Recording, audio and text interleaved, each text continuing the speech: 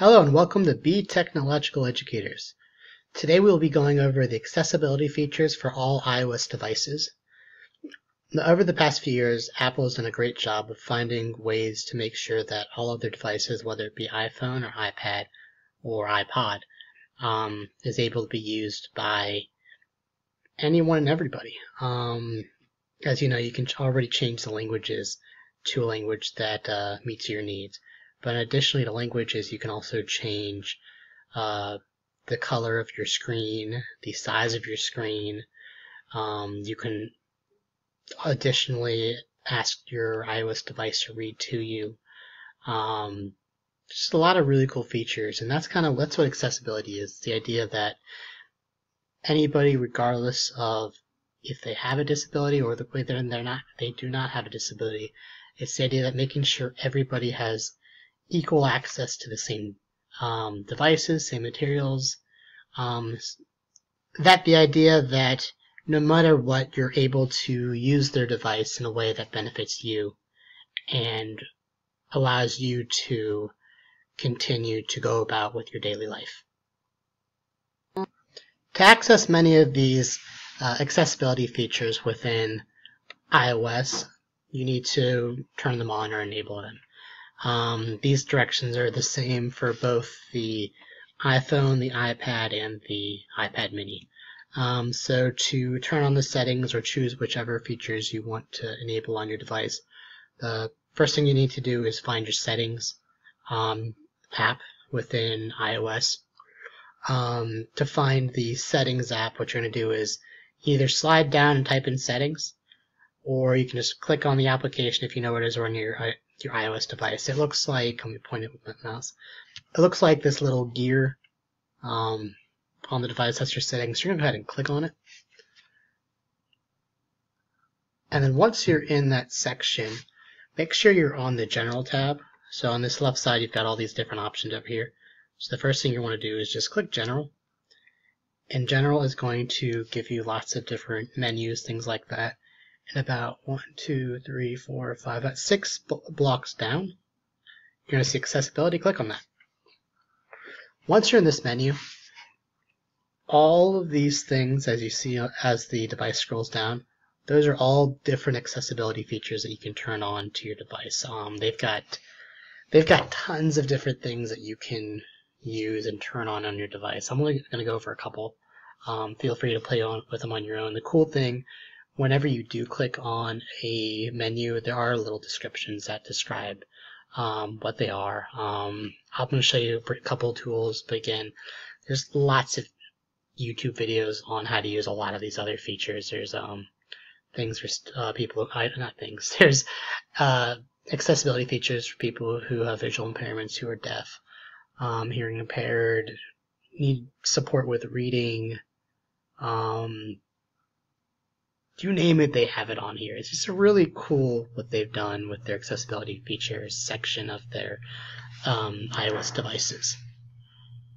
The first thing I'm going to show you is actually a feature that you probably already use on your phone that you might have never thought of as an accessibility feature. It's Siri.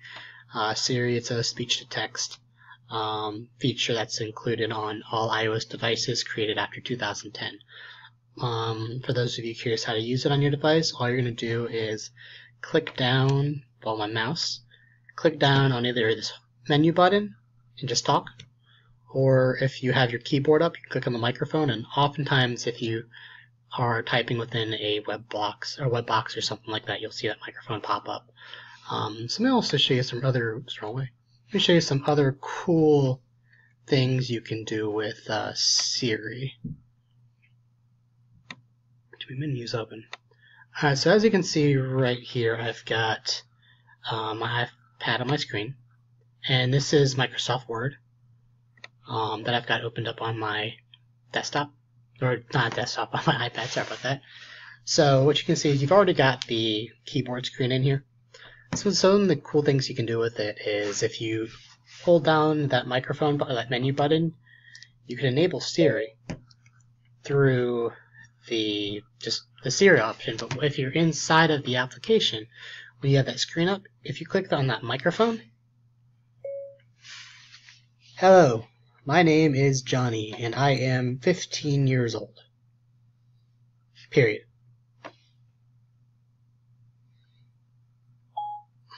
You're able to use Siri to completely type into the application. So if you have a student who uses DragonSpeak or some Google Voice, not Google Voice, Google Voice type writer, one of the Google features, or many of the other text or speech to text applications and softwares.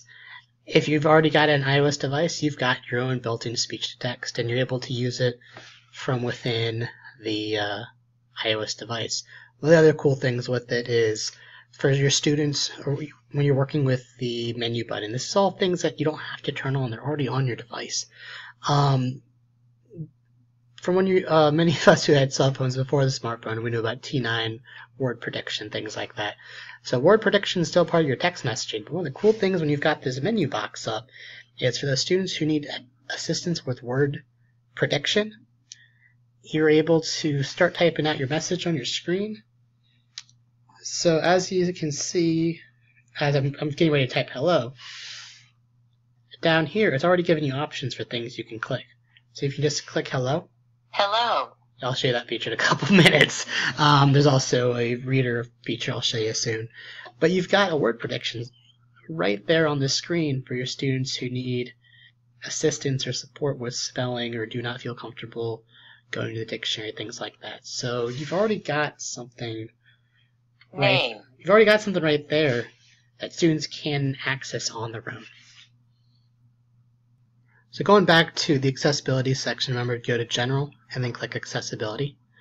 There's also options to change the screen color, sizes, things like that, all built into the device. One of the features I really like on here, it's under Display Accommodations. So under Display Accommodations, you've got 3 different features. You have Invert Colors, which by turning on Invert Colors, literally just inverts the color. So it's going to be nice for the students who need a more black screen to look at, things like that. So you've got the invert color. Underneath it, I think this is a really cool feature, the color filters. There's a lot of research with students who have ADHD, things like that. By just changing the color of the page, they're able to more easily look at the page, focus on whatever the reading is, things like that. By turning on filters, you're able to change the screen color of the page. So I'm going to do here, I'm going to make myself a little bit bigger. I'm gone now. So the application I use to display my iPad on the screen doesn't always work for this feature. So I'll show you to this way. So when you're on here, you can turn on your color filters. What color filters is going to allow you to do is first, you have a black and white option, which makes the screen black and white. But you can also, you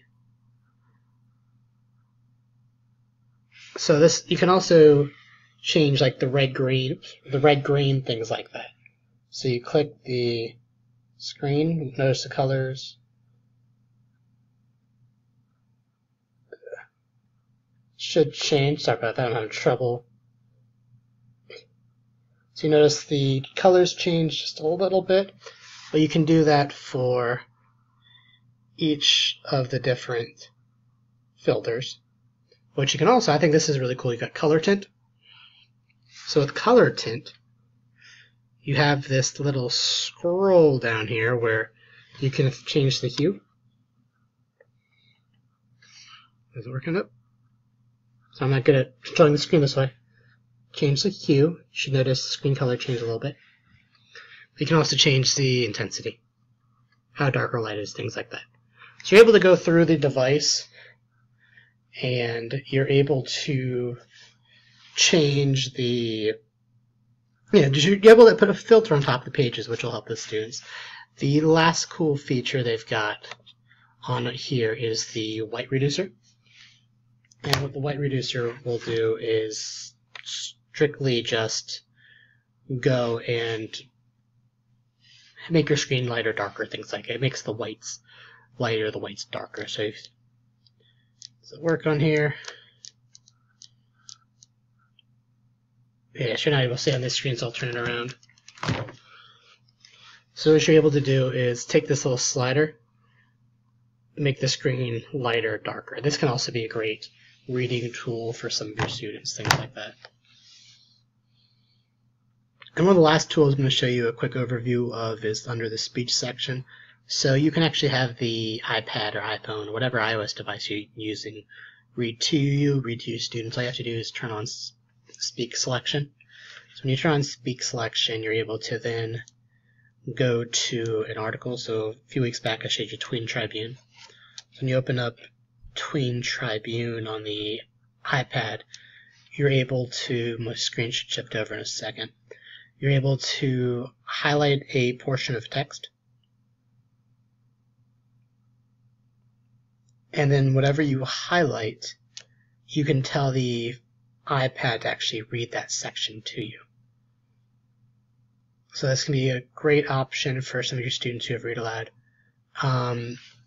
You have to play with it. You can teach your students to play with it. When you go into the speech option, you're actually able to change the voice volume, things like that, or also the rate of speed.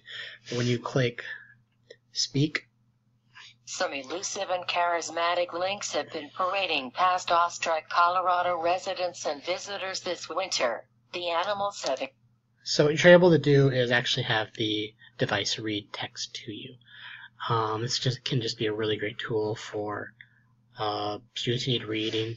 But you can also, you got to play with it. It's always about trying to figure out where different features work. There's one option where you can actually turn on in the notepad as part of speech where you can type a message. Hello. And after you type something, it will go and actually type it and say what it is you're trying to say. It'll read what you're trying to say. So that's just another really cool feature with the iOS device.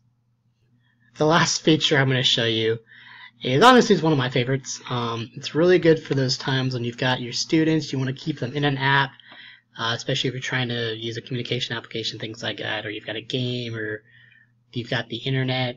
Just all you know, those distractions kids have. So you can turn on guided access. What guided access does is, I'm going to go back to this article, and if you tap your menu button 3 times,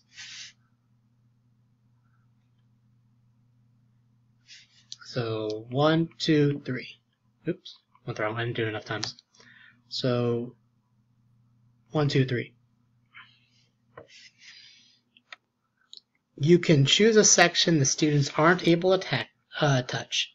So I don't want them to touch this ad or anything up here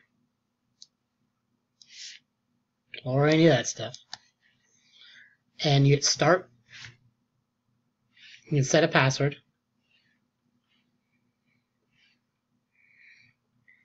And now the student can't leave the application or click any of those things you don't want them touching.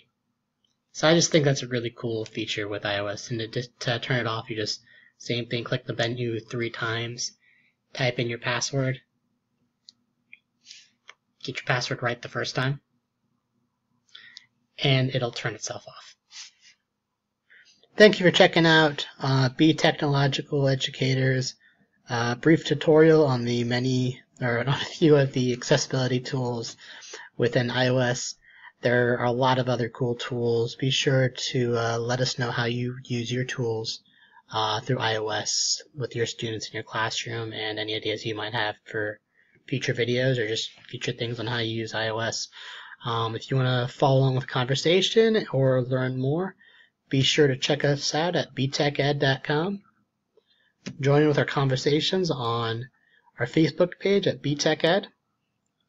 Follow us on Twitter at bteched.